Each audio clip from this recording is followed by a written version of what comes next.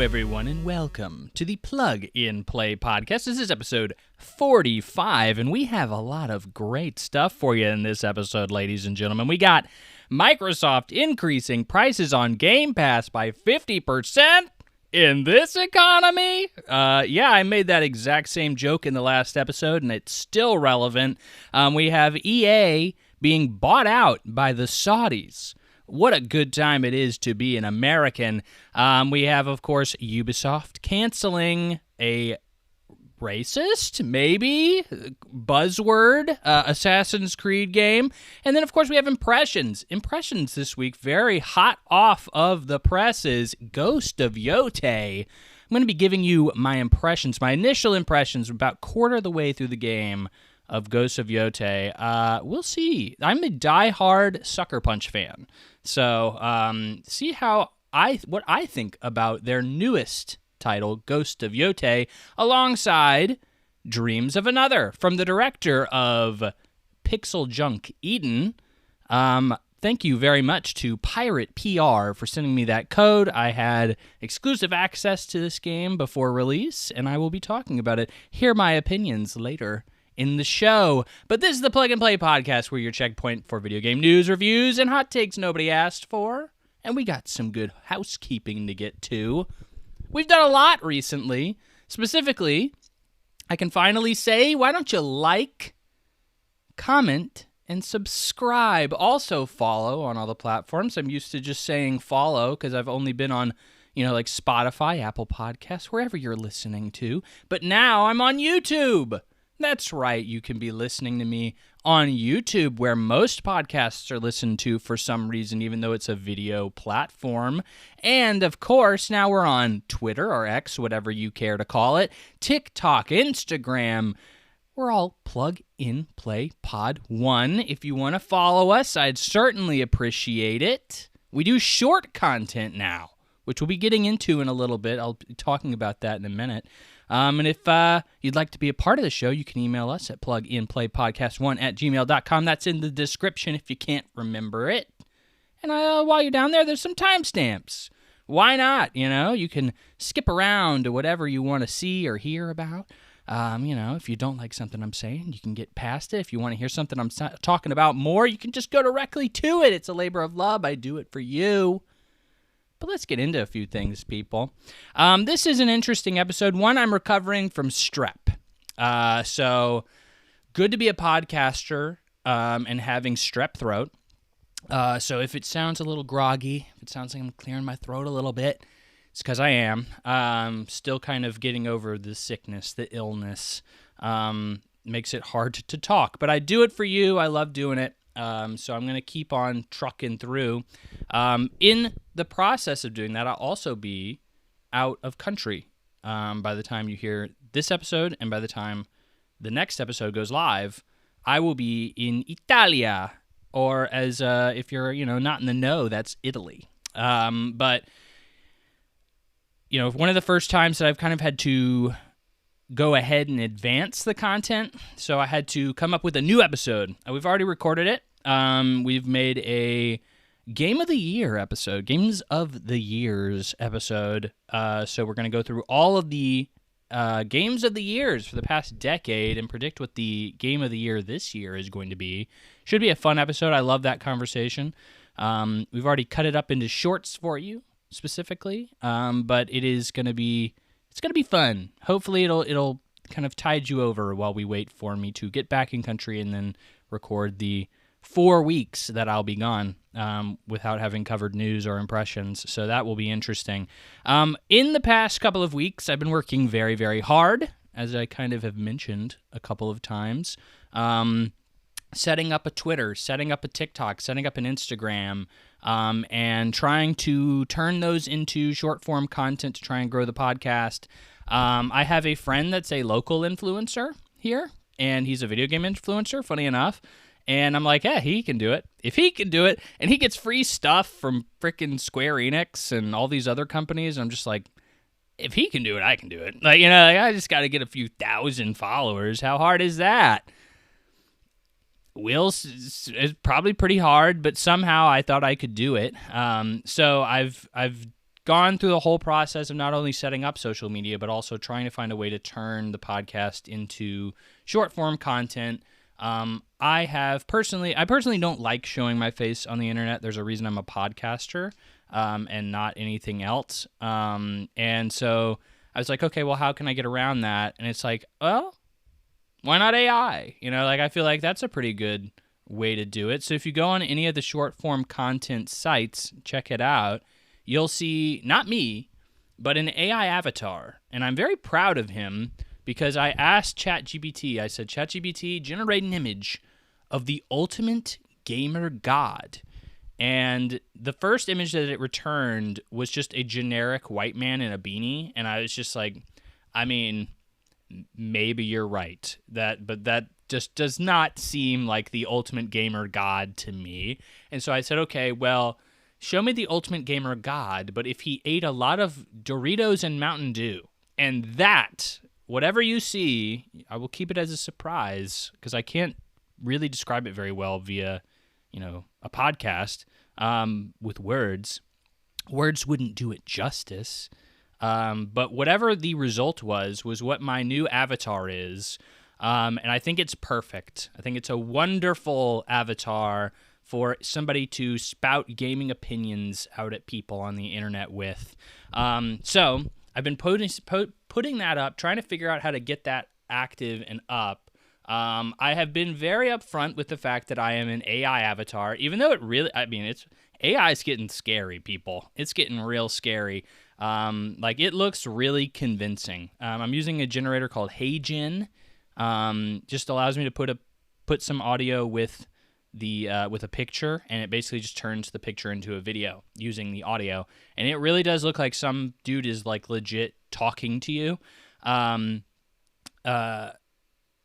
Interaction with it has been mostly negative. It is the internet. So, I kind of was expecting that in a way, but it's really disappointing. I'm putting all of these clips out there that are like, this whole thing is just to allow me to talk to people about video games, because I don't get to do that very much, and have a conversation about video games. And so when I go on, my engagement on TikTok has been really good, but it's all people commenting the same thing, which is AI slop. I've been given about 5 to 10 comments on the videos that I've posted, and all of them just say AI slop, which, I don't know. I think that's a little harsh. It's really just me having, would you call a VTuber AI slop? I don't know. It's just a way for somebody to not show their face on the internet. They just don't want to show their face, so they do something else. It's not like I'm trying to, like a VTuber, it's not like I'm trying to portray myself as something far more appealing than I am. I'm trying to portray myself as a really nerdy loser dude, which I am. But it's so defeating. It's I feel like I get it. I understand why some people are upset with AI and how it's kind of taking over social media, and you can't go 5 feet without tripping over an AI video. I get that. I'm totally there. I experience it daily. But the content itself is not AI. The content is me and my opinions. It's not the AI avatar, right? The AI avatar is just a means for me to communicate through. So I don't know. I feel like it's not really, a lot of people are like, well, you don't want to use AI art because you're putting AI artists out of, or not AI artists, but putting artists out of work. And it's if I wasn't doing this, I would just be showing my real face, which would not take away an artist's job. That's kind of how that would work for me, I think. So I feel like what I'm doing is probably the least egregious usage of AI you possibly could do. So I don't know. I think it's just people are now predisposed to just assume, if you're using AI, it's garbage. And I don't know, especially TikTok really doesn't like that. The TikTok audience is really against AI.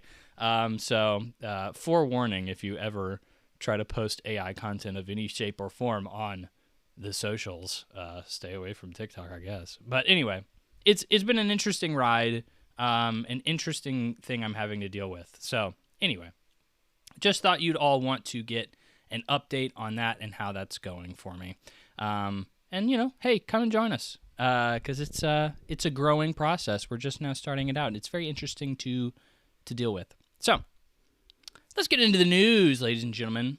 It has been some very big news stories over the past couple of weeks. Specifically, starting off, Xbox Game Pass increasing by 50%. Yikes, Rooney. Let's go through these stats here.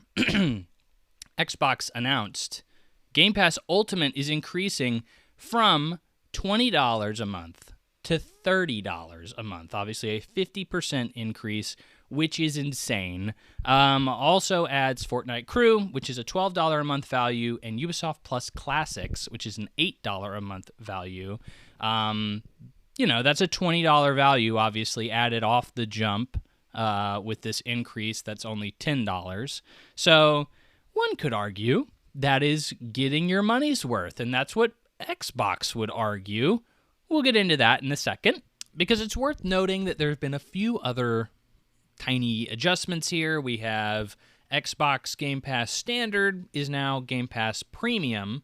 No price change there, along with Xbox Core is now Xbox Essential.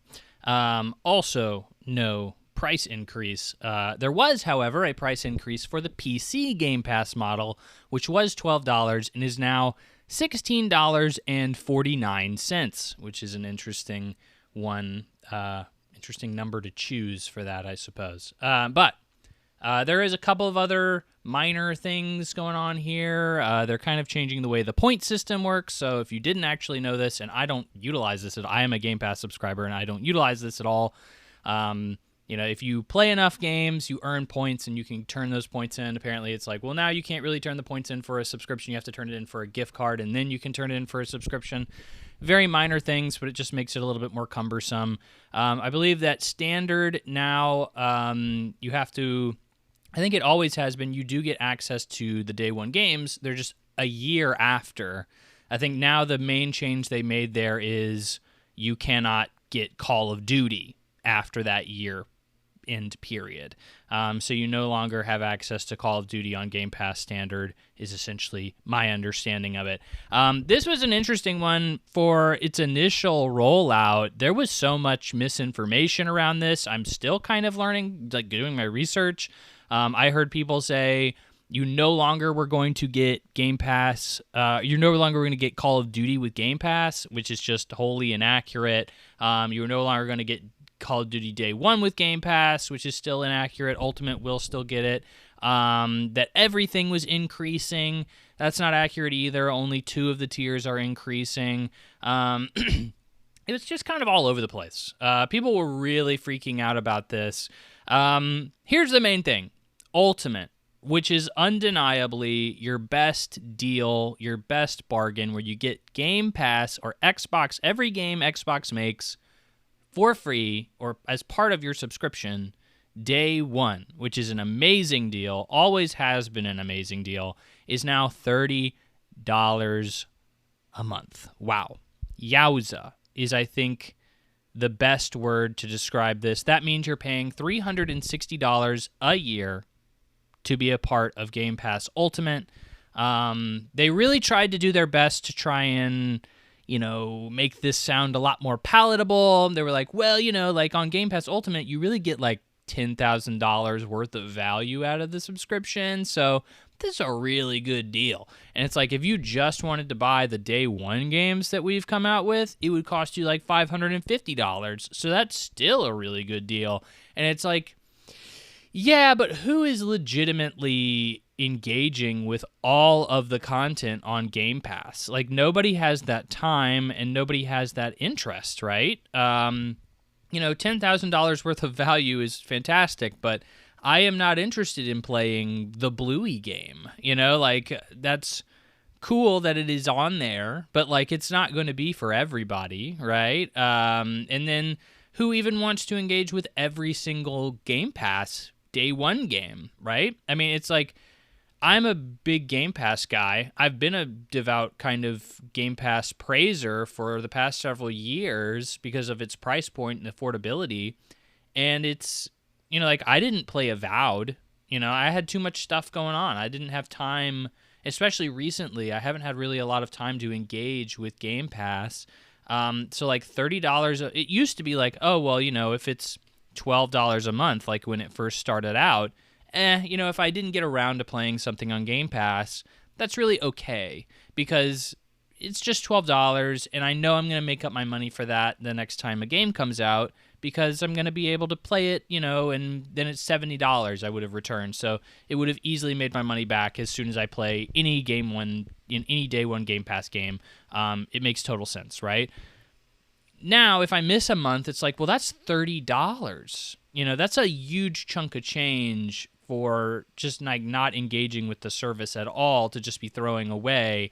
And if I maybe don't like a game that Xbox is producing, if I'm not interested in one of the games that they put out for day one, that's really a bad deal. Like if I didn't really want to have a lot of time with Doom, and I didn't really play a lot of Doom the Dark Ages this year, that's one of their big tentpole releases, and I didn't want to play it, like, well, that's a massive hit for me to not engage with that.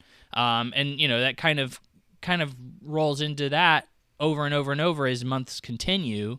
So it just it makes Game Pass this thing where it's like, well, really, you should just kind of subscribe for a month when there's a game that you're interested in and then unsubscribe.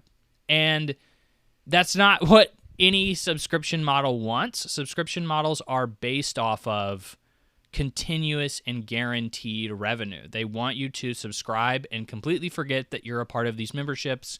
So, even if you're not getting like a real monetary value out of it, you're still there and you're still guaranteed money for this company. That's how Netflix works. It's how Hulu works. It's how all these things work, is they get you in for a nice price or for like a singular show, and then they expect you to just kind of stick around and pay up, however much those monthly subscriptions are. Xbox was working the same way. I thought that this was going to be, the Netflix of video games, and it seems to be Xbox is doing everything in their power to absolutely destroy this vision that they've had. Genuinely interested to see how the analysts are going to be looking at this. Even the co-founder of Xbox has come out and been very vocal in saying that this specific move of the price increase to $30 a month is destroying the Xbox brand. This is probably the most backlash, the most vitriol I've seen around an Xbox move in a very, very, very long time. And this was kind of widespread to a point where the page where you unsubscribe from Game Pass, like the subscription page for Microsoft, went down. And that could have been Microsoft intentionally doing that. Highly doubt it.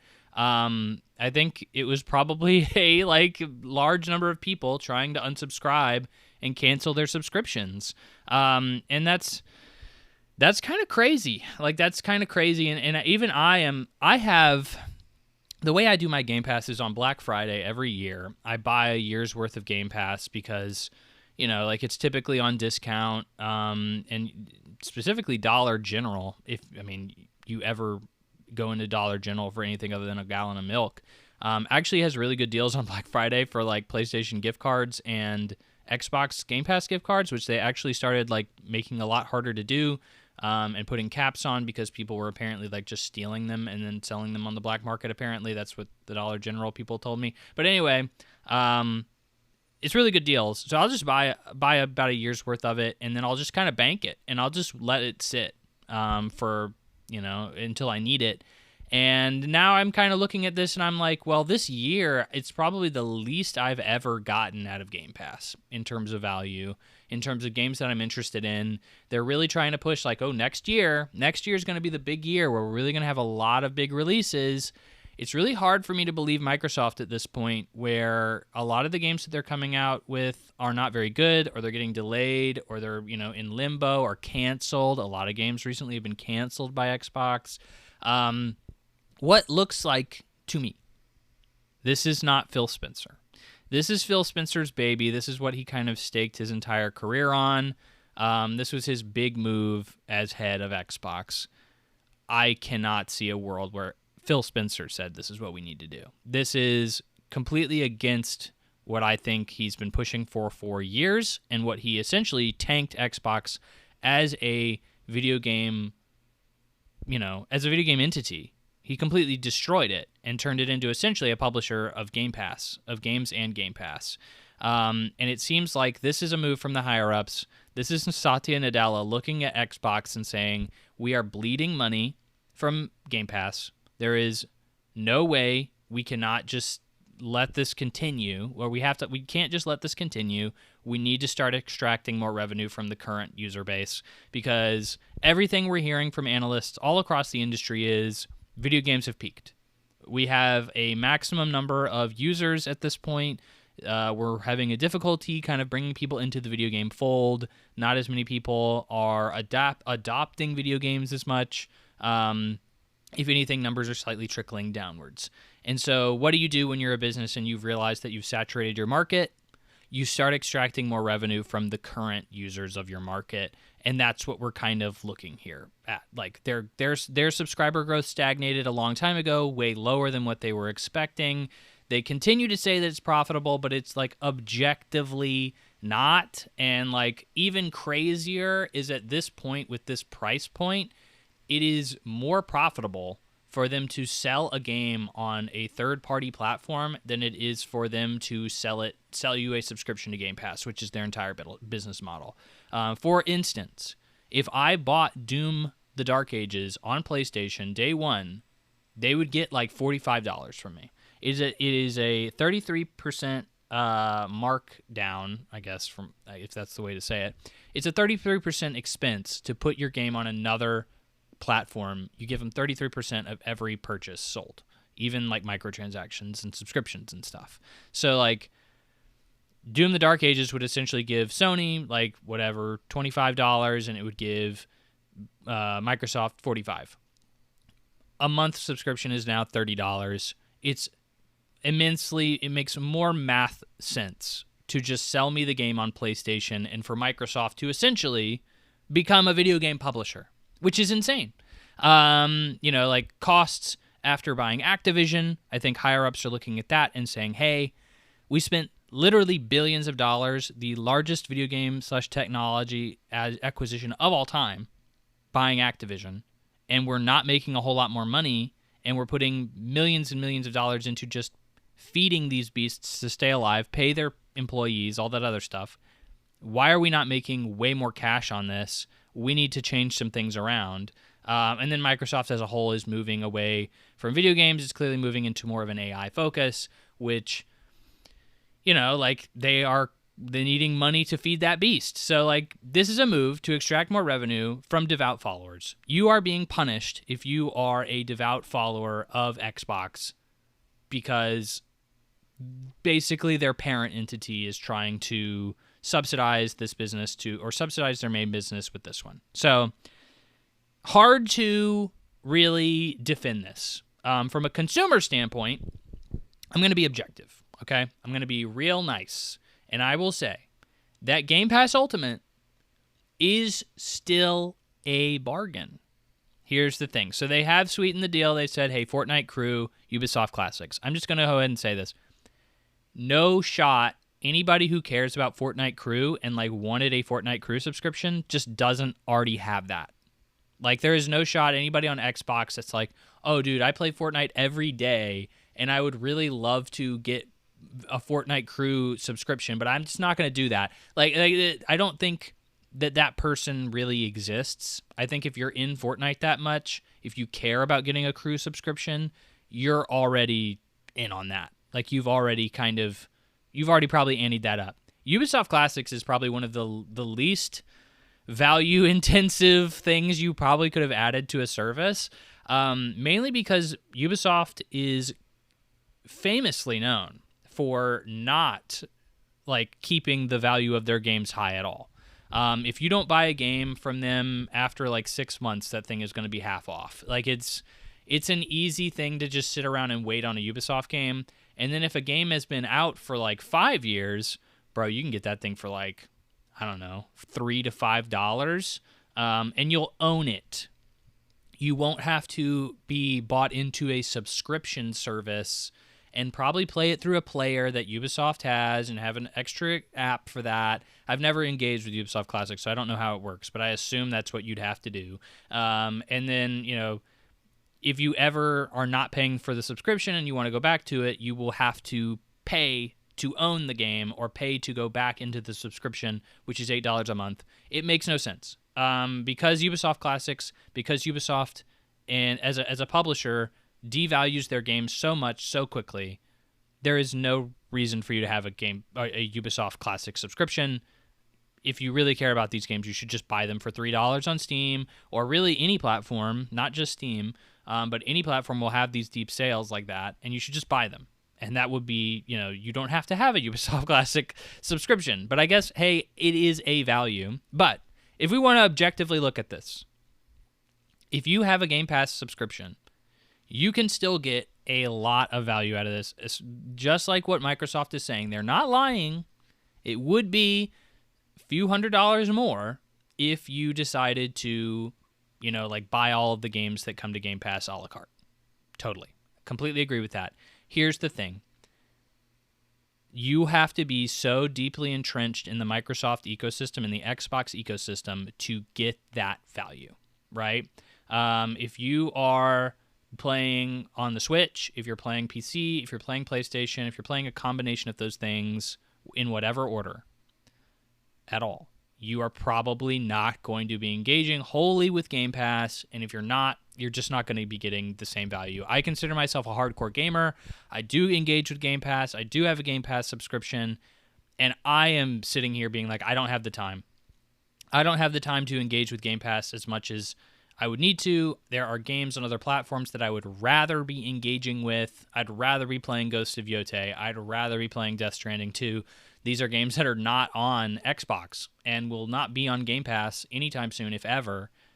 Why would I engage? Why would I be fully dedicated to the Game Pass ecosystem? That doesn't make any sense. There isn't a good reason for you to be engaged with the Xbox ecosystem. They are making prices for these consoles increased. So even getting in at like an Xbox level, like a console level, you're being punished. It is not worth it if you're casually checking this service out. You only are really going to get the value if you come in maybe for a month. And at that point, genuinely, if you know you're going to like a game, if you're a big Doom head and you know you're going to love Doom the Dark Ages no matter what, just buy it. Buy it for $70 on release. You will own it forever. You will not be tied to a month of playing it on Game Pass. You will be able to play it for the rest of your life because you own a copy of it. There is no reason for you to be tied to an ephemeral subscription service that will make that product vanish as soon as you don't pay for it anymore. Like it's a bad deal, right? So this is I can only say this is killing Xbox. Like it seems that this is Xbox almost throwing in the towel. This is a white flag of we are beholden to our corporate heads, our executives, and they are looking at this and they are saying, even though we are coming out and saying everything's peachy, we're making money. We're clearly not making enough, because if you were making money, you wouldn't increase the price by 50%. You would just keep everything the same. I mean, like that's your mouth saying one thing and your actions are saying another, right? I mean, that's obvious. So I think anybody with eyes can tell, anybody who is actively looking at this in any kind of thoughtful capacity can tell. Game Pass is not doing as well as Microsoft wants it to. This is a move that is counterintuitive with growing the Xbox brand. So is increasing console prices. They are making more money off of selling games a la carte on other platforms. All these things added together. This is a move that is, I think, Xbox as a publisher is saying, Game Pass is not a good idea. Xbox hardware is not a good idea. We're just going to have to be a publisher because that's making way more money, which is crazy. It's crazy. I think, Game Pass was an interesting idea. I think it was a consumer-friendly idea. This will not be the last, price increase for Game Pass. That's just how these services work. And I don't even think with this price increase, they're going to be making. I mean, they may actually be making more money. If you really do the math, they have to lose a third of their subscribers in order. Like if more than 1/3 of current Game Pass subscribers cancel, then they will actually have lost money on this deal, right? Because they're increasing the price by 33%. It's technically a 50% increase, right? But it's a 33% overall increase. So from 20 to 30, $10, which would be 33%. So if they lose 33% of their base, then they're losing money. But do you really think that 1 in 3 people are going to be canceling Game Pass over this? I don't think so. I think a lot of them are still going to be hardcore Game Pass subscribers no matter what. They're still these, devout Xbox gamers, and they're probably not. So, they're probably going to continue to make more money off of the devout base than losing with this move. So, from a business perspective, this is a golden goose kind of move, I think they're not looking long term. This is clearly a short-term move to extract the most revenue out of the current user base. It'll piss off everybody. It will prevent people from subscribing long term. It's a weird move. It's a sad move, and I think honestly very disappointed. Very disappointed overall because I was rooting for this. I think it's a good move for the consumers, for the industry. It's still possible that this could be something, maybe with an ad tier that's free or something I would still be actively engaging with.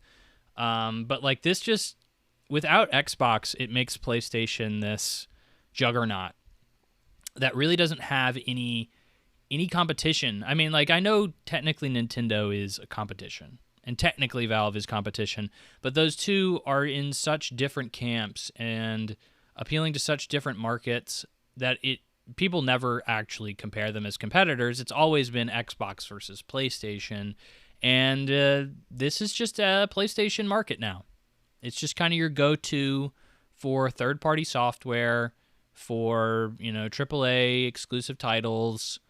That's where you're going, and it's sad because that means PlayStation is just going to start doing whatever the heck they want, and I think PlayStation is already kind of doing that, and that's why competition is just generally much better for everybody.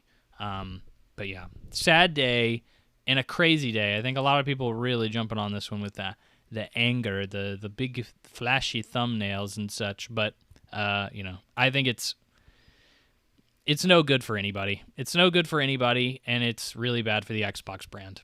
And that's my take. Was that different than anybody else's? Probably a little bit more rational, but I think everybody's kind of in agreement on this. It just sucks. Next, speaking of sucking, EA acquired by Saudi Arabia for $55 billion in a private buyout. So Saudi Arabia is a little bit of a misleading thing. So not really Saudi Arabia, but they were bought out by the Saudi Public Investment Fund, Silver Lake, and Affinity Partners. So to kind of break that down, Silver Lake is the easiest one to describe. It is just kind of your generic, Silicon Valley PE firm. They just kind of buy up and take up stakes in a lot of tech stuff. It's nothing new. So pretty natural. Affinity Partners is Jared Kushner's private equity fund. So if you don't know who Jared Kushner is, he is Ivanka. Ivana, I think, is Donald Trump's wife. Ivanka is Donald Trump's daughter. So he's Ivanka Trump's husband. So Donald Trump's son-in-law. He is kind of in charge of that, and he is I mean, this is their very minority stake here. This fund is known to be very small, at least comparatively to the other funds in this particular deal, specifically the Saudi PIF fund here, or the Public Investment Fund, which he is kind of known for having the keys to the Middle East. Much of the Middle Eastern deals, Jared Kushner's kind of involved in, and he's probably the reason that the Saudis are in this at all, and probably this deal happened, right? So getting into the numbers, so $55 billion, obviously very big. EA, very big company, Fortune 500 company. If you didn't know, yeah, EA is a Fortune 500 company, and EA stockholders will receive $210 a share in cash, which is a $25 premium on the company's last unaffected share price of $168.32, and a premium on its all-time highest share price of $179.01. Andrew Wilson will also remain as the CEO, kind of an unusual situation there. Normally the CEO steps down after these deals, but he'll remain. So what that means is this is a money deal, baby. We getting money. This is capitalism at its finest.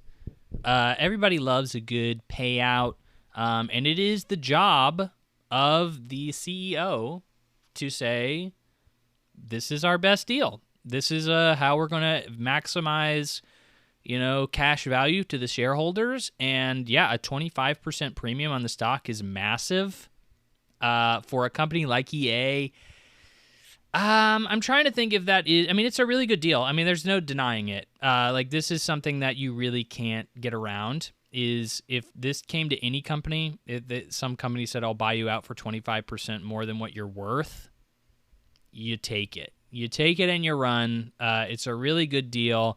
I think EA still has a long way to go in terms of profitability. And I don't mean that in terms they're not profitable, but they have, in recent years, had issues, or specifically the last year, they were a little under what they were hoping to be. EA Sports Club, I believe is their soccer game, was a little under revenue. It wasn't doing as well as they were hoping. Obviously, Dragon Age the Veilguard underperformed significantly. So they made a little bit less, but I don't think this is unrecoverable. Some people were pointing at that and saying, EA didn't do very well last year, and therefore that's why they have to sell out. And I don't think so. I think this was an easy recoverable kind of situation. I think EA is still doing very well in general. So this was just we were approached with a really good cash deal, and we can't say no because that's just a really, really good deal. To get into a little bit more of the Saudi Arabia's involvement, the Prince of Saudi Arabia. So this is, you're like, okay, what does Saudi Arabia want with this video game company? Well, if you didn't know, Saudi Arabia is known for primarily, kind of having a lot of money in oil. They try to diversify a lot of that money, and a lot of how they've been doing that, because eventually they're going to run out of oil. Oil is a finite resource, so they're going to run out, and they kind of know that. So they've been trying to figure out how to deal with that for years. Their answer is to buy stakes in a lot of other things and diversify. Some of the things that they've invested in are Nintendo, 2K, SNK, and now EA. A lot of times that's a minority share. SNK they bought outright as well, but this is EA being fully acquired. A lot of people are, I should also say that the Saudi Prince is also known to be a huge nerd. I, as an investor, I do invest in some video game companies just because I love video games and I believe in video games. But I think it's probably not the best thing you could invest in. You probably could find better investments for your money. It seems to be that the Saudi Prince is he's a very big gamer. And so he is personally invested in buying these brands in these companies because he loves video games, which is great. If he didn't murder journalists and stuff, that's probably really cool. And I'd like, to chill with him and talk about how much he likes, I don't know, frickin' video games. But, that's probably not cool because he's also, kind of has a history of humanitarian violations. But, it is what it is. And that's why I think a lot of people are concerned about this. They see this and they say, look, from now on, if I am buying a game made by EA, I am now giving a large portion of that to the Saudi investment fund, which is, of course, going to fund Saudi Arabia, which is then going to continue to perpetuate these things that I don't particularly believe in. Obviously, they're also known for executing people for being gay, stoning people for being, gay, and they don't like women very much over there, as well as a very common criticisms of their particular politics, you could call it. But, welcome to capitalism. There is no ethical consumption under capitalism. If you bought a Nintendo game, you were doing the exact same. I don't think anybody is really saying anything about that. Nobody's like, oh, well, I can't support Zelda anymore because they are owned 20% by the Saudi Arabia Public Investment Fund. It's like, no, I think people are over-exaggerating their, at least in the gaming space, I think they're over-exaggerating their, feelings on this. Similar thing with China. Tencent is invested in half of these companies as well. So if you don't like things China is doing, which you shouldn't, there are certain things China's doing that's not cool. You shouldn't be buying anything with people who are invested by Chinese companies like Tencent. Good luck. Good luck trying to figure this out, trying to moralize it and rationalize it.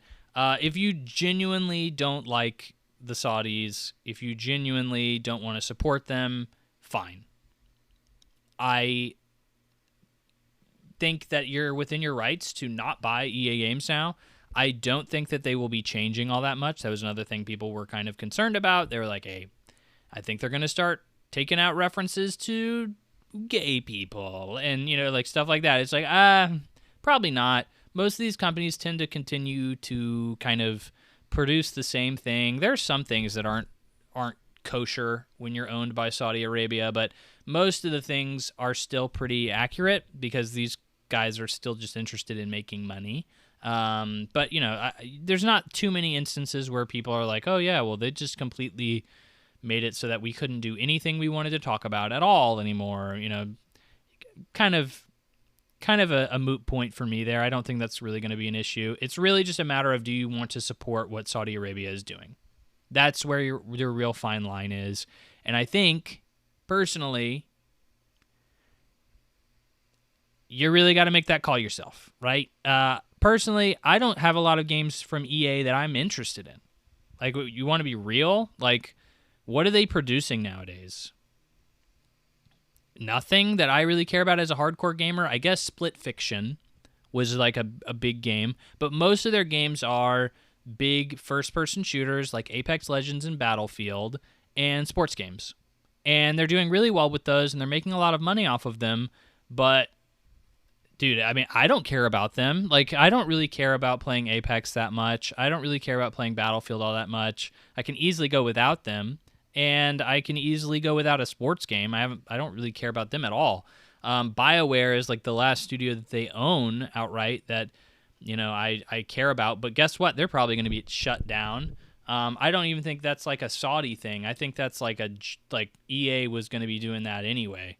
I think this is definitely like a final nail in the coffin for BioWare, if there was even a doubt. But for the most part, I don't think there was ever a doubt. I think that studio is pretty much dead in the water. But this is a massive shakeup in the video game industry. No disputing that.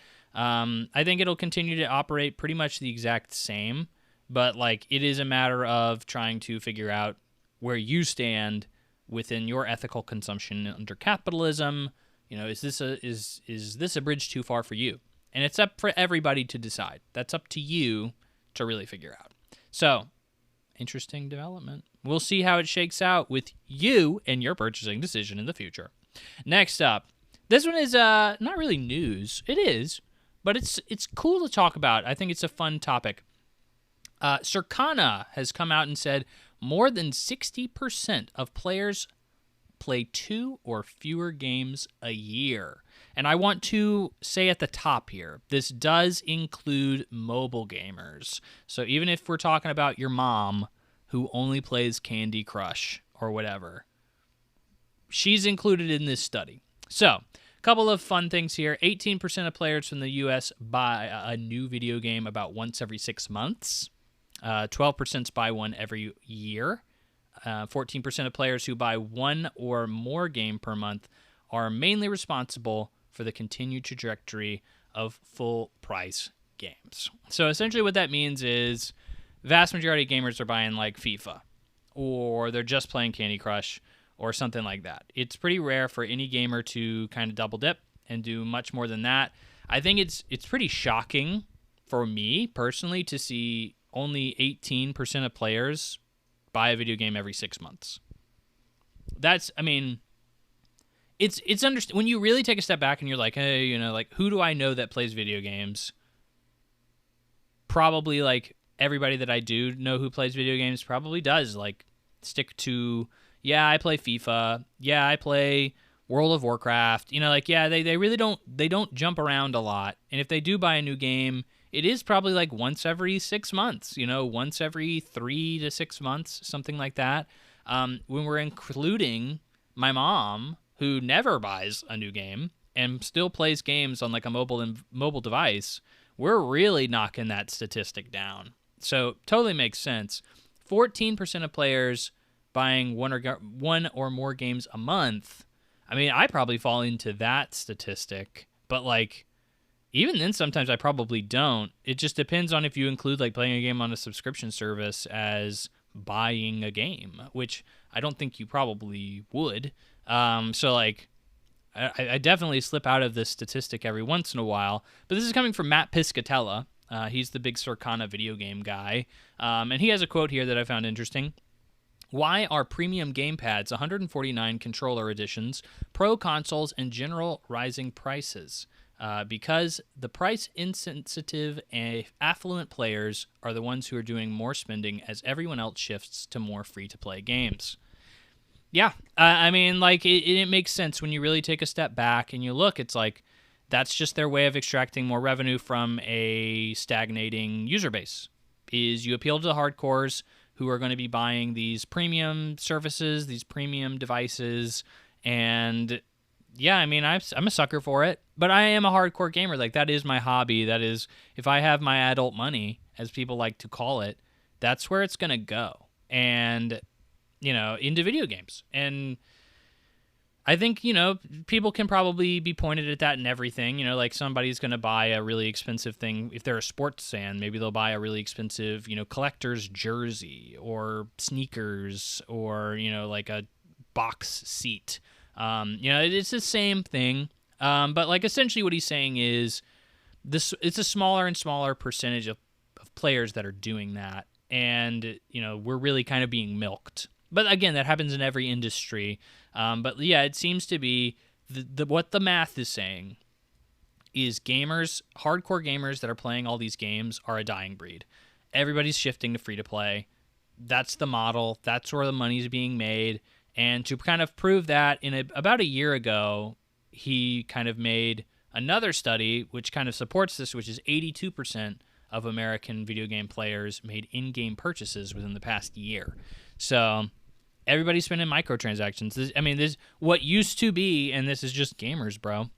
And I think also hardcore gamers, which are the most vocal, at least in the circles that I'm around, obviously, because I consider myself one as well.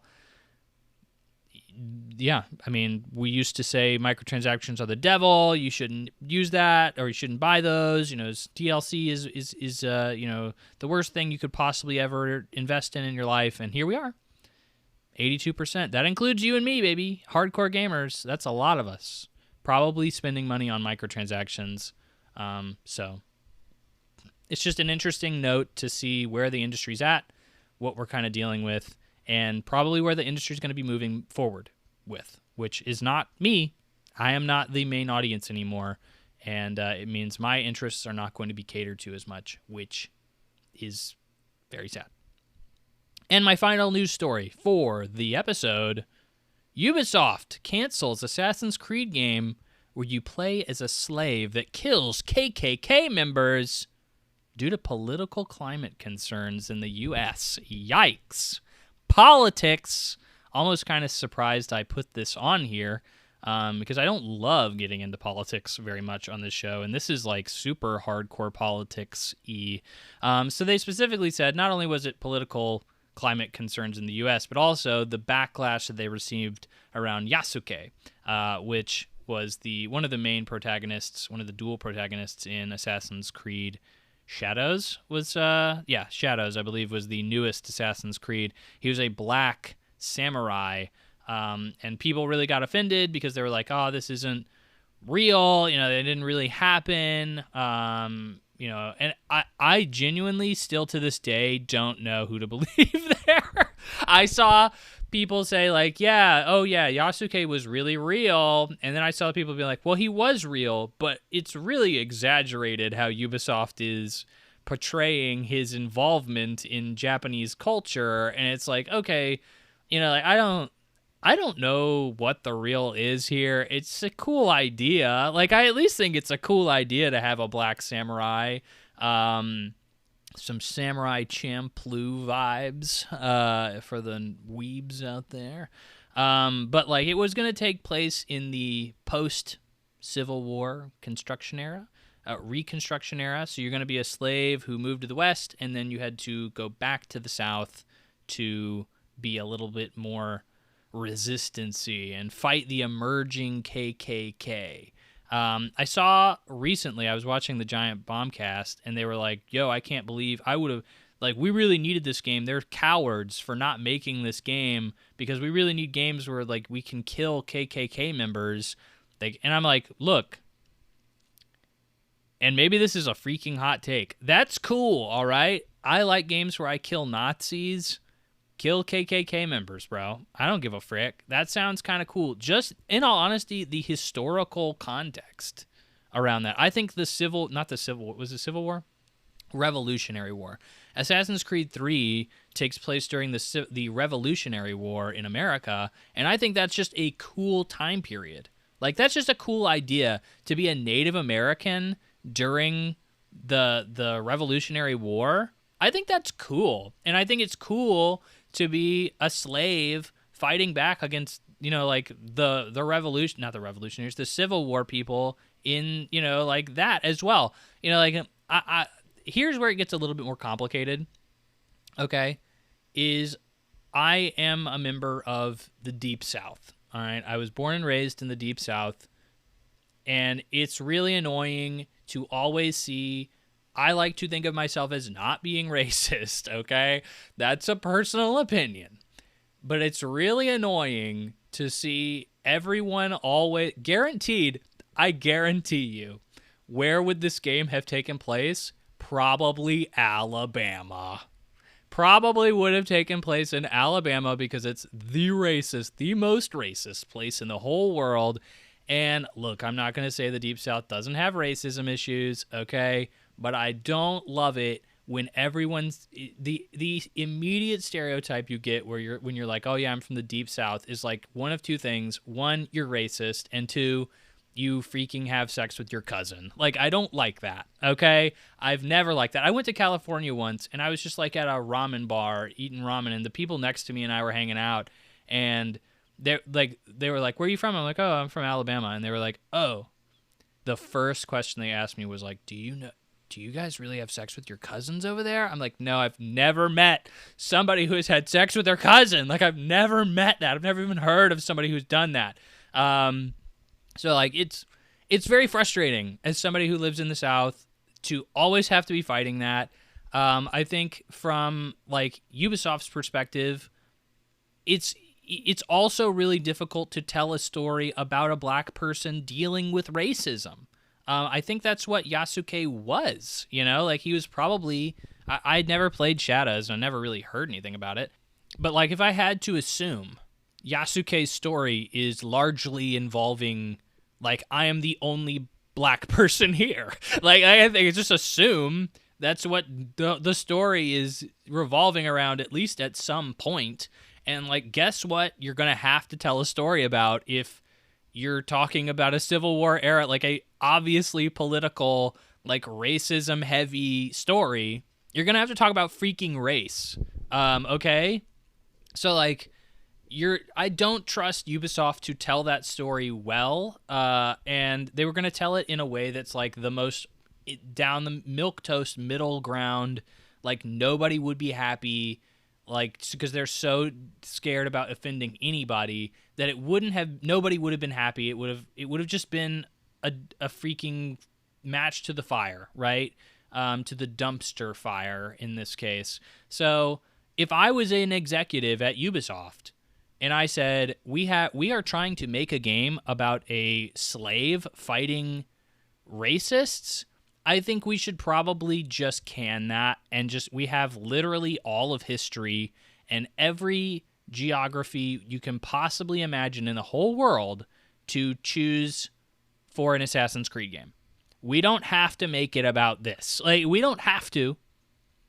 And it probably will be a problem, especially after we put a black guy in a freaking Japanese game and people freaked out about it. Clearly, people in the U.S. just aren't ready for this conversation. Like, we're just not ready. They're not ready to talk about it, bro. So let's just not make it. I think that kind of makes sense. I think it kind of, from like a corporate business standpoint of trying to not piss off anybody, yeah, why would you commit to this when you can commit to anything else? Like, it just, I don't know, it makes sense. And it seems like people being like, I'm disappointed in Ubisoft for not allowing me to kill racists. It's like, I don't know, why'd you have to? You know, like, I mean, I get it, okay? Like, I think it would have been cool. But, like, I don't know. It just seems like the fact that they don't want to talk about race is, like, them saying racism is cool, and I don't know if I completely agree with that. I agree the political climate here is kind of freaking crazy, but, like, that doesn't mean that, like, them not wanting to do a game about a slave, like a very clearly racist time where, like, a lot of racism would clearly be referenced is something they're comfortable with. And, like, I understand that. Like, just even having the KKK in the game at all is probably offensive to some people. Not just the people who, like, want to kill them, and not just the people who probably, like the KKK or whatever, but, like, it's probably just, like, people just don't want to hear people being racist as frick, you know? And it probably would offend people and probably wouldn't be something Ubisoft wants to touch with a 10-foot pole after what they did with Shadows, which really wasn't that racist. It was just, like, you know, different. So, you know, I don't know. It's one of those things that I don't understand why we're all freaking out about it. I think, if anything, it's just cooler to hear that was an idea that they had, because, like I said, I like the Native American in the Revolutionary period. I think that's just a cool idea, even though, like, I don't think Assassin's Creed 3 is, like, does anything really cool with that idea ever, and isn't a very good Assassin's Creed game comparative to, like, all the other ones. Like, 2 and 4 are easily way better to me than 3. I don't even remember anything about that protagonist. I remember him being really boring, but, you know, it is what it is. It's one of those things. I'm surprised it's that big of a deal to a lot of people, and it's, like, that inflammatory for so many people. Like, let's all calm down. Let's all calm down. That's all I'm saying. Let's chill a bit, because I feel like we're going a little overboard with this whole cancellation of a Assassin's Creed game thing. So, anyway, on to impressions. Great part of the show this time, because we have Ghost of Yotei coming in hot. The sequel to Sucker Punch's and Sony's Ghost of Tsushima. One of the games that I really enjoyed, maybe not as much as others. And I have an interesting kind of relationship with Ghost of Yotei as well, considering this was not a game I was, like, very excited for before it came out. I will preface that I am a very big Sucker Punch fan. So I grew up on Sucker Punch. Sucker Punch's Sly Cooper series was really the series that I first fell in love with when I first started playing games. really kind of encouraged me to stick with the Sony ecosystem, hoping there would be another Sly Cooper game, which there never really was. And then, if we're not including Sly 4. And then they went on to make Infamous, which I really enjoy, one of my favorite series as well. Infamous 2 is a fantastic game, one of my favorite games ever as well. And then they went on to, after Infamous, specifically Infamous Second Son, which is the third Infamous game, they made Ghost of Tsushima, which was really kind of like an Assassin's Creed killer. It was almost kind of funny because for years people had been clamoring for like an Assassin's Creed game set in Japan, and Ubisoft refused to make it, and then Sucker Punch did. And that's what Ghost of Tsushima really feels like, is an Assassin's Creed game, a Ubisoft game in Japan. And there's nothing wrong with that. I enjoyed the game for what it was. Even at the time, it felt like it was I was kind of moving away from open world games, the checklist kind of games. And recently, I would prefer to stay away from them, mainly because there's such a time commitment and they're all so similar. I've played so many of them. I really don't need them anymore, unless there's a really good reason to, kind of go at them. And in this case, I found the fact that it's just a Sucker Punch game to be my reason. One of the things that I love about Sucker Punch, one of the things I really respect about Sucker Punch, is that I feel like they've always made games better as they've gone. Specifically, they've always learned from their mistakes and addressed criticisms and tried to make their games better. So from Sly 1 to Sly 2, there's a really big jump in quality and how they developed it. Obviously, Sly 1 is one of your more typical, linear, level-based platform, mascot platformers. And then, you go to Sly 2, and it's like kind of open area-esque. There's mission structure. It's really different, and it's a really great game. Both of them are very great games, but that one's even better because of how they really tried to address and evolve the game. Same thing with Infamous 2, is they go from Infamous 1 is clearly kind of a starting point, and then 2 kind of refines movement and story and powers and makes it way more interesting and way better just in general, in my opinion. So now we have Ghost of Tsushima that comes out, and I'm like, okay, Ghost of Yotei. I'm going to go on Media Blackout. I already know I'm going to touch this game because I love Sucker Punch. They're going to prove me right. As a huge, long-time Sucker Punch fan, they are going to make this game so much better. And with that in mind, I am significantly disappointed in Ghost of Yotei.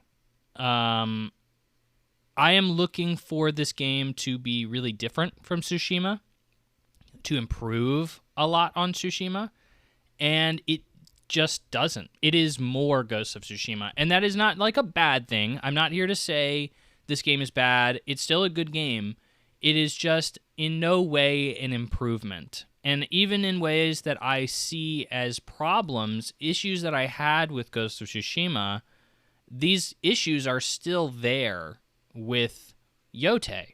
And they haven't really done much to address them. And so I look at this, I'm like, well, it's been 5 years since Tsushima. What have we really been doing outside of making a new map?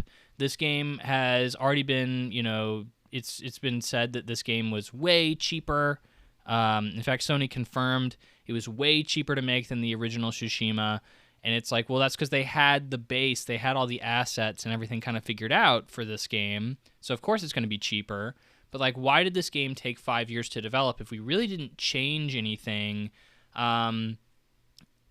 It's more of that. It is still a open world checklisty game in Japan. I find that the story isn't as interesting. I initially started the game thinking it was good, and then I very quickly started roaming the area, started getting upgrades, and I was very addicted to that kind of that sequence of okay, I'm going to go here, I'm going to go there, I'm going to go there, and then once I had gotten, which by the way, upgrade structure kind of sucks in this game. The initial upgrades that you get for this game are things that you should have been given in the first place. Do a dodge roll. You have to buy that. Get a perfect dodge. You have to buy that. There's a bunch of skills that are, and that's how a lot of these games are honestly designed, but these are very noticeable skills that you should have already had. But anyway, it felt like it was a mandatory thing. I need to go upgrade my character so I can start being good at combat, because Ghost of Tsushima combat will kick your butt, and Yotei is no different. But very, like after I got past that initial loop, I started doing some side quests in the open world, and I was like, oh, these aren't very good. Like, these are fine, but they're really filler, and I think this world isn't as interesting. The story isn't as interesting. You're going around, you're fighting the Yotei 6, but I've met one of the Yotei 6 outside of the initial one that you kill at the very beginning of the game. Spoiler alert, that's how the game opens. But, I've mostly been doing side stuff in the main hub area that you then kind of go off and you kind of approach the Yotei 6 in whatever way you want. That was something that I saw in promotional material that I think was really oversold. They were like, oh, you can go and you can interrogate people and you're going to get info, and then like you're going to be able to, accumulate this info to figure out where the Yotei 6 are. It's like you will have all the info you need to find all the Yotei 6 within maybe 30 minutes of playing the game in an open world setting, maybe an hour. If you just go and you run up to stuff and you start fighting people, you will be given the info to find these people so fast. It was very obvious that they didn't want the player to like be running around aimlessly, and they wanted you to be able to attract. Well, hopefully not, but approach any of the Yotei 6 in whatever way you wanted, in whatever order. So, like, it wasn't going to be like I only have info on this one guy, I guess I'm going to go after him. Like, it was like now I have options very quickly. I guess I'm going to choose the one I want to go after, which is what I did. I chose to probably go after the one that seemed like they wanted me to go after last, which is the one in the Kitsune, the fox in the ice area. But you're supposed to be able to approach them in any way. But, like, it felt very surface level to be like, oh yeah, you can gather info and you'll be able to approach it in any way you want. It's like, yeah, you can, but like the gathering info thing is so bare bones. Side missions, most of them are pretty lame, very bog standard stuff. There are some side missions that are really cool. Like, I did a side quest that was like I had to infiltrate like a haunted area, and like get an armor from like a ghost general. Like, that was really cool. And I was like, why are all the side missions not like this, where I'm going into a really cool area and I'm interacting with really cool stuff, and like the story is actually interesting. Like, most of the time it was like, there are these bandits and they're attacking me, can you please help? Like, that was your level of side mission kind of fluff you're having to deal with, and it most of the time just was not very interesting to me. The main mission, I'm starting to finally go after a Kitsune. I did basically everything I could in the main hub area that was side content, which is probably why I got a little frustrated with it, because I probably OD'd on it pretty quickly. But I finally started going after the Kitsune, and stuff I was doing was actually cool again. And I was like, oh, well, maybe I was just not playing this game the way I really probably should have. Should have been approaching the main missions a little bit more. But even then, I still think that, the original Ghost of Tsushima's story was a little bit better. I think Jin Sakai is simply a more interesting and likable protagonist than Atsu. I think the political backdrop of like you're having to defeat the Mongols is far more interesting. I don't think that this Ronin story is a bad one. It's just not as interesting. It's a little bit more straightforward and not as complex as what was going on in Ghost of Tsushima. Not to say that Ghost of Tsushima was like a big complex story in a way, but it felt like there were bigger stakes. It felt like there was a more grandiose story happening. You're fighting this big force with, the help of armies, whereas in this game it's just you versus like 6 dudes. And it's really not even 6. So I'm about a quarter of the way through the game right now. I normally kind of reserve opinions for when I finish a game, but I know I'm going to be gone for a while. So I want to get my opinions out before I go on a big trip, so I'm not missing the wave of impressions as this game is still fresh and new. I still think the combat is... A lot of people love the combat in this game. I think that there's issues here. A lot of it is weapon-based, so you have to get weapons, and weapons are kind of a rock, paper, scissors. I think rock, paper, scissors is even like kind of generous for this, but like essentially there are certain weapons that counter other weapons. So for instance, your katana is going to be most effective against other katanas. Your dual blades is going to be most effective against pole arms or spears is probably an easier way for most people to say it. I just got like a like ball and chain combo, and like that's supposed to be more effective against shields. So the problem with this is it's not really rock, paper, scissors. There's no strategy in here. It's just like you're just going to be wailing on people, like, and you just can't hurt enemies unless you swap to the right weapon, which is really unfortunate. And it really bogs down the combat and just doesn't make it as fun. You know, it's very much an Arkham combat style, like a Batman Arkham combat style, and a lot of parrying, a lot of beating up on dudes, mashing square, and waiting for openings. But a lot of enemies are going to automatically block you for like ever. Like they won't stop blocking you, which makes combat get really annoying when they just won't. So you have to like sit there and like wait for them to attack you, so you can parry it and then attack them, which is just annoying. I don't love that.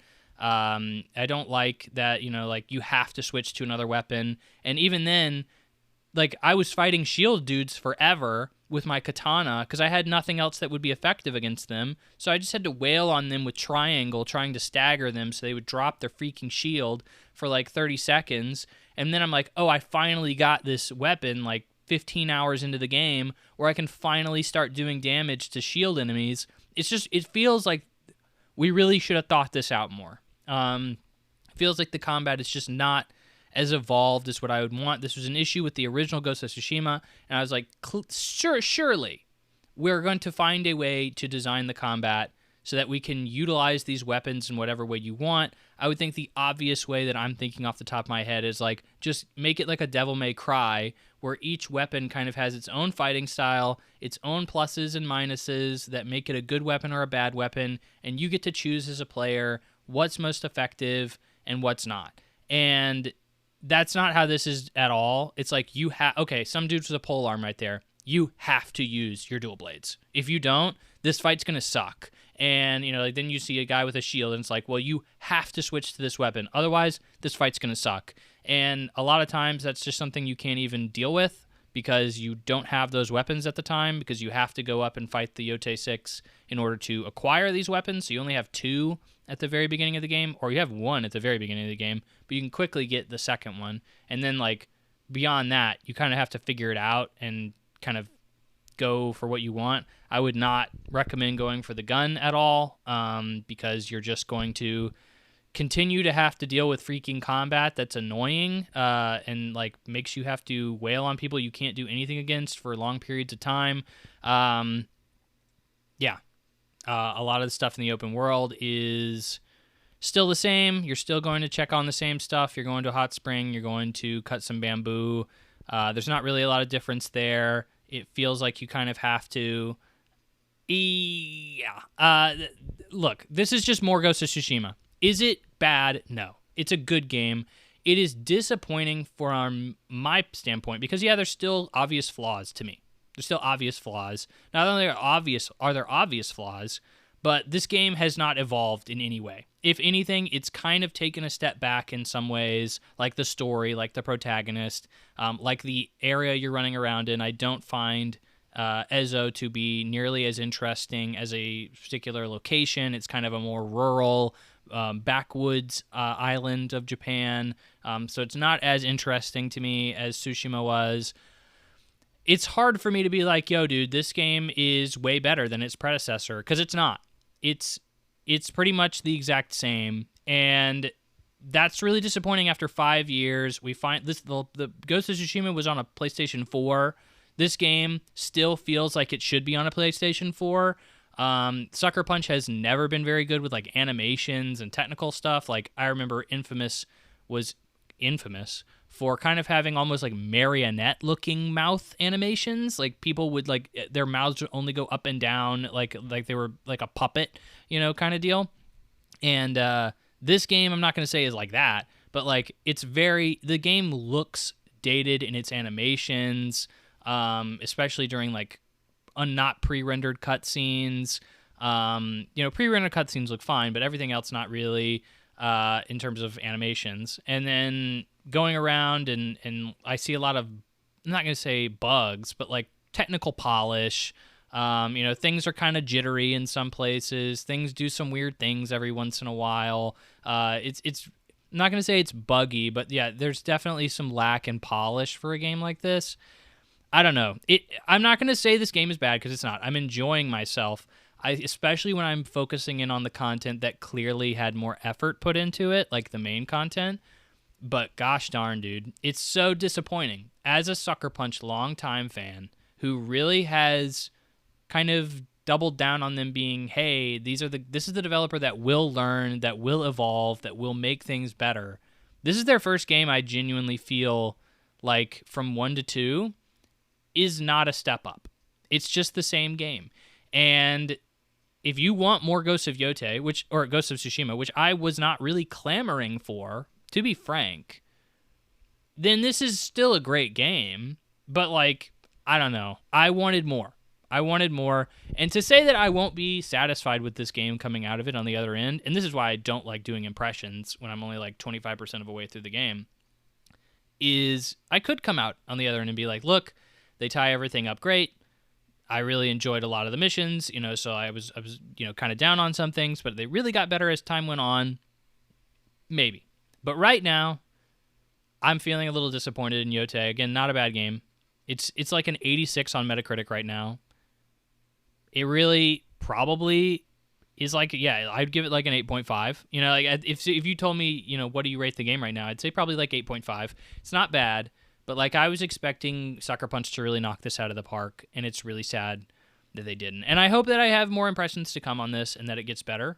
At least my impressions get better as time goes on, and I really hope that will be the case. But for right now, that's all I can really say about it is like it feels too much like a game I've already played from 5 years ago, from half a decade ago, and I was really expecting a lot more, and I'm not getting it.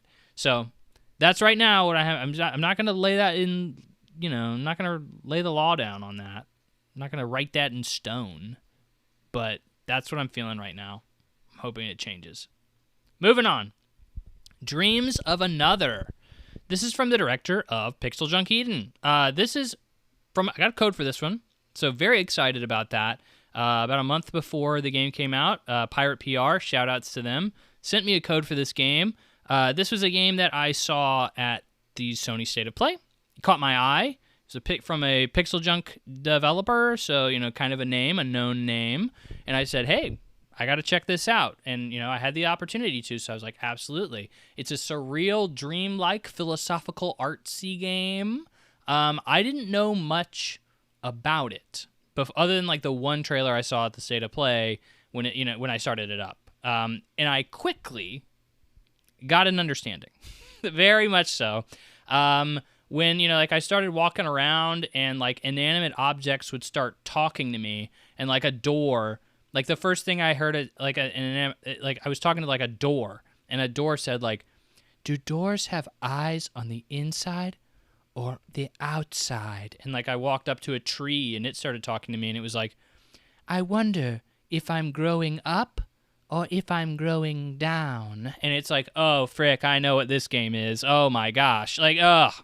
It kind of like immediately sunk in what I was in for, and the game is filled with that all over the frickin' place. You can talk to so many freaking things, hundreds of items you can talk to, and they will all say something philosophical and abstract, and like that's all this game is. It's like abstract messaging all over the place, and like you really need to have probably been under the influence of some particular drug in order to get the most out of this game.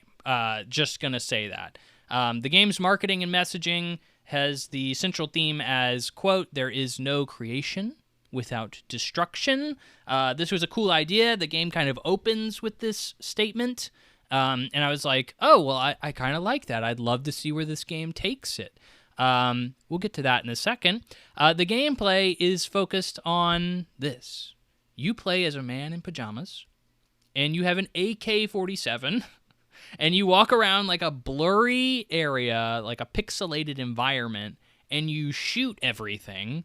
And as you shoot stuff, it kind of comes into focus and eventually becomes a clearer image. And you're like, oh, well, that big blurry thing was a tree. And you're like, okay, this is what we're talking about when we're saying destroying to create. in the game's sense, the game takes it to a literal perspective of, okay, you have to shoot stuff in order to make it come alive, which is obviously kind of crazy, but hey, cool idea, right? I had some fun initially like this. It was fun to clean up each scene I was in. Kind of felt like a pressure washer kind of situation, very satisfying to make everything clean and look nice. But then you go to some areas so frequently, and they change so much that I was like, okay, I don't know if I really want to keep doing this over and over and over and over and over again. It's a little repetitive, so I just kind of started running through areas. And the only real incentive to kind of take your time and go through those areas is to pick up collectibles. And the only real emphasis on collectibles is you can turn those in for upgrades. And you're like, oh, upgrades. Sounds like a good time. Who doesn't like a good upgrade? Well, I don't think that system is very well figured out either. You get to use those upgrades to run. Like you cannot run in the game until you unlock that ability by doing upgrades. Upgrades are also like the run is like almost non-existent. You have to continuously upgrade your ability to run. I upgrade it like 3 or 4 times, and even then I was like, I'm really, it's almost frustrating to try and run in this game, because even when I try to run, I can only run for like 2 seconds and then the run stops. On top of that, you can turn in these collectibles for ammo. It is random how much ammo you get. And you get like it for grenades and for rocket launchers, which just more effectively kind of clean up the environment you're in. It's not very, it doesn't really help incentivize you to go through these things when your AK kind of does the job well enough and you're really just trying to get through the areas as quickly as possible so you don't have to continue to do them as much. And that's kind of where this game's whole theme derails, and they completely stop doing anything with the whole theme of destruction begets creation, and this started going off into way more abstract concepts. From the top, you follow the man with the pajamas through 4 different chapters, each of which you're following like a mole, like a group of mole children. I mean, that is literal moles. Who are trying to ring a bell to prove their independence, and they all end up dying. A clown that's trying to sell a theme park to a cynical businessman, a young boy who's trying to play piano to, relive his former memories of childhood, and fish who are trying to escape aquarium, as well as robots who are trying to understand art. None of these are really intersecting with the whole destruction begets creation theme, which seemed interesting to me, and none of them really seemed to be that interesting in the first place. They all just seem kind of wacky and kooky and dreamlike, which is kind of gets grating after a while. The main story, those are kind of like the sub-stories you're filtering through, but the main story is kind of following the man with the pajamas and the reluctant soldier. The game actually opens with a sequence of you playing as the reluctant soldier who does not want to kill anybody, and like they're both kind of together and trying to figure out who they are and understand themselves in this dreamlike world, and you kind of don't know who the man in the pajamas is. It's kind of a mystery, trying to figure out who the man in the pajamas is. Gameplay is more just of a means to an end. It certainly makes the game stand out. It feels comical almost to like run through this artsy world and be shooting with an AK. It just stands out. But like it really almost feels more awkward than anything. After playing the game, maybe a few moments made me think and, do my good thinker stance and be like, pondering, what is the meaning of life kind of deal. But like, this is no more than if I had read like a philosophy 101 book. None of these themes seem to be too in-depth and communicated in a way that I think is very good. All I can say is the main theme of destruction begets creation was not ever really explored to the fullest. And like the only times that really happened, like I felt were really off and weren't really well done. Like at one point you're like breaking crayons. You're like doing a flashback as like the man with the pajamas and you're breaking crayons in half. And he's like, I hope I don't get in trouble, but it's the only way to make more. And it's like, I don't know if breaking a crayon in half means you have twice as many crayons. I think you just broke your crayons in half. I don't know if I really agree with that. They also kind of almost imply that like not killing people in war is bad with like the whole analogy they're going with. I don't know. It never really feels like they have a good idea of how they're communicating what they want to. This game I really can only recommend to a very small group of people. Like if you've heard anything I've said and you're like, "Oh, cool, that would be cool to smoke a bowl and chill out and just kind of trip out on all this crazy imagery and messaging," then hey, that's for you. I think this is the only group of people this is for. I cannot say this is for anyone else, not even for like art snobby people. I don't see anybody really jumping in on this. Currently the game is at Metacritic at a 61. It's very interesting too because I played this game obviously before it came out, and I've never played a game that had trophies before it came out. I've played games on Steam before it came out, but like PlayStation, you get to see the percentage of people who have beaten the game and how far they've gotten and stuff like that. I didn't beat this game, but I got pretty far into it, and I got further than the vast majority of people who have beaten the game up to this point. So, and the only people who would have been those people, I can only imagine, are journalists, which is so funny to think that 87% of players, 13% beat the game.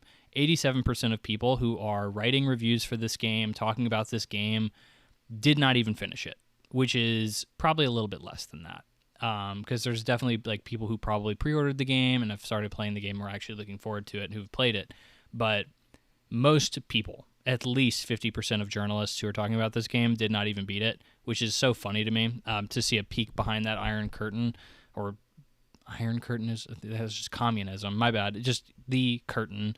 Peek behind the curtain. The man with the curtain. The Wizard of Oz reference that I'm searching for but cannot put my finger on at this very moment. Curtain. But anyways, what that shows to me is there's probably a lot of people who didn't like it, even who were given codes to the game. 61 is a really bad score, and I think that's probably where I would nail this game, is like if I was really trying to be generous, I'd probably give it a 6. It's definitely not a game for me. Again, very, very appreciative that I received a code for this game. But I think I'm pretty much in alignment with what everybody's saying about this game. If not, maybe I'm even a little bit harsher on it.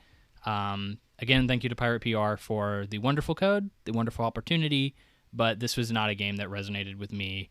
And, hopefully, maybe what I said, resonates with you, but it did not resonate with me. So, maybe next time, director of Pixel Junkie. Maybe next time, but not for me. Okay. Well, I think that wraps it up for me. Got a lot going on. Obviously, still recovering from strep. I think we made it okay through this episode, I think. I thought it was a good episode overall, though. A lot of hot takes, a lot of spicy opinions. But I got to go plan for a trip. Got to go pack for a trip. And I hope that, you have a good time while I'm gone. Hope you enjoy the extra episode I have planned. Obviously I have to like dice this episode up into a million different clips and turn those into AI generated, faces and add subtitles to them and then schedule them all out so they upload as I'm gone. So lots of work ahead of me, unfortunately. Maybe I'll have time to touch some more Yotei before I leave, but it is what it is. Well, friends, with that, I want to wish you the best. I hope that you play more video games than I do over the next couple of weeks. Hopefully I get to play some, plan on bringing my Switch 2 on the plane. And like the idea is hopefully we don't sleep on the plane so we can get a little bit more adjusted to the schedule over there. And hoping maybe some Mario Galaxy 2. Sounds like a good time. Catch up on some other Switch games that I have on there that I'm really looking forward to. Pokemon Z to A coming out while I'm out there. So maybe on the way back I'll play some Z to A. But it'll be interesting to see what I get around to. I'm really looking forward to it. The one time I have to play video games is a time I'm trying to like force myself to stay awake on a plane. Ugh. It's not the most optimal conditions to really enjoy your gaming situation, but it is what it is. I will make the most of it, and I will have a good time, as dictated by the wife. Anyway, thank you very much for listening to another episode of the Plug and Play Podcast. I hope you have a good day. I hope you have a good video game, and I hope to see you next time. Bye-bye.